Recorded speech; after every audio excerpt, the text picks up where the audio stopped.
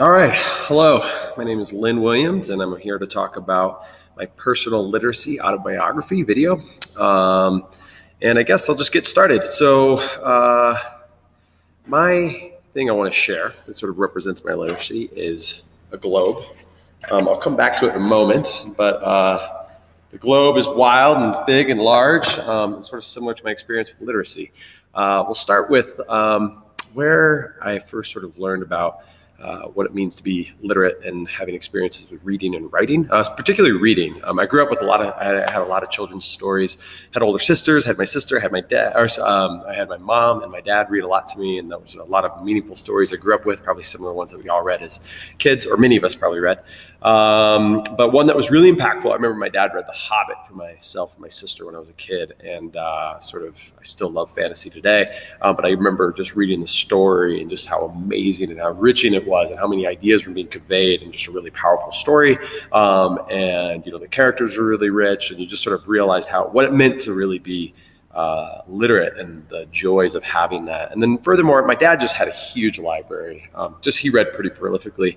And so I just remember in the household, just always books, and there was always books by his bedside, and he would always be reading to us. So that was something that was really important to me and my family in a lot of ways. So very privileged in that regards. And then, as far as my own ability to read and sort of write was a bit more of a bumpier trail. I tend to be pretty ADD. I like to, or at least I was. I don't know if I'm still that today, but as a learner, I was not really good in the institutional classroom, sort of public institutions, and I always wanted to be outside playing and doing other things. And so I just was really distracted as a learner. I don't really remember taking writing and reading really seriously. And ironically, I was actually taught to write with my left hand instead of my right hand, and I'm actually right-handed. So I didn't like to write from the beginning because I don't know why a teacher would ask a preschool student what they think they are. I don't remember having a knowledge of what it meant to be right or left. But they just put a pencil in my left hand, and I started writing. And I just remember my handwriting was atrocious. It was really terrible, and all those sort of things. But then furthermore, coming to the globe and this whole thing, I think this represents my learning because I had 2 years interrupted of normal education because I went to a Montessori school from 3rd and 4th grade. And those were really important years for sort of building literacy. And since it's self-driven learning, I was way more into the natural sciences. I studied a lot of geology, a lot of geography. I learned all the countries and capitals of South America, for which I've used a lot traveling the world. I have traveled the world a lot, but that's a whole other story. And so it was just really, really far behind by the time I got back into 5th grade into public school again. And it was really, really rough.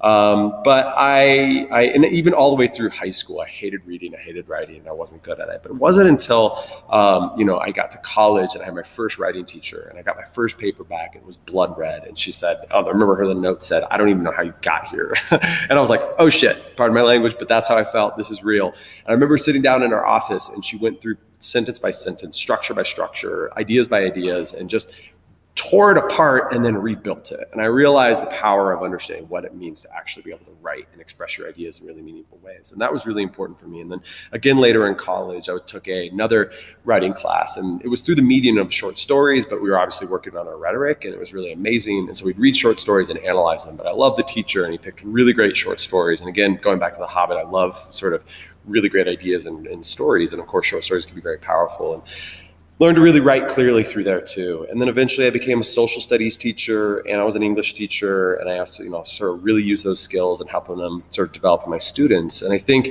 as a result of this, it's been really, since college, I've just really seen the power of writing, being freedom of expression through journals, writing a lot of letters to good friends. I've written multiple speeches, and I've given speeches at my old school. That was a big expectation I used to have. And so big audiences, and I had to do that really well. And then of course, cover letters and grant requests have been really good for me too. I think I'm pretty good. I get hired in a lot of jobs when I go for them. I'd like to think it's not just because I'm a white male, but that could be a part of it. But at the same time, I think I'm a good writer as well. These days, email is so important. So I think that's sort of thing. So I feel like I've gone all around the world when it comes to literacy, as far as being failures, successes, ups and downs, and that sort of thing. And what is that? I'm just looking down the list.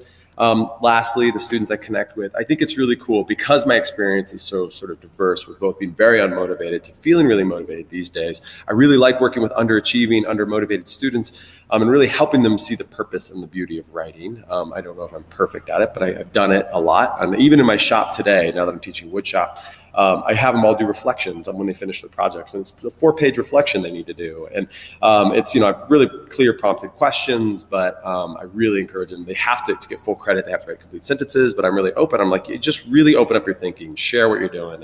And it's cool to see. I think I get a lot of students who don't see themselves as writers, but doing it in the context of the shop, they really feel like it's a more comfortable, safe place to write, perhaps. And I've seen some really good sort of outcomes from that. And then, of course, the highly motivated students, especially when I was working for doing social studies and AP courses, I love teaching them because I think that's me now, even though that wasn't me in high school. I'm always really excited to work with those students, push them and think deeper and larger about literacy and such like that. So I hope that was what we're looking for. And thanks for listening to my video.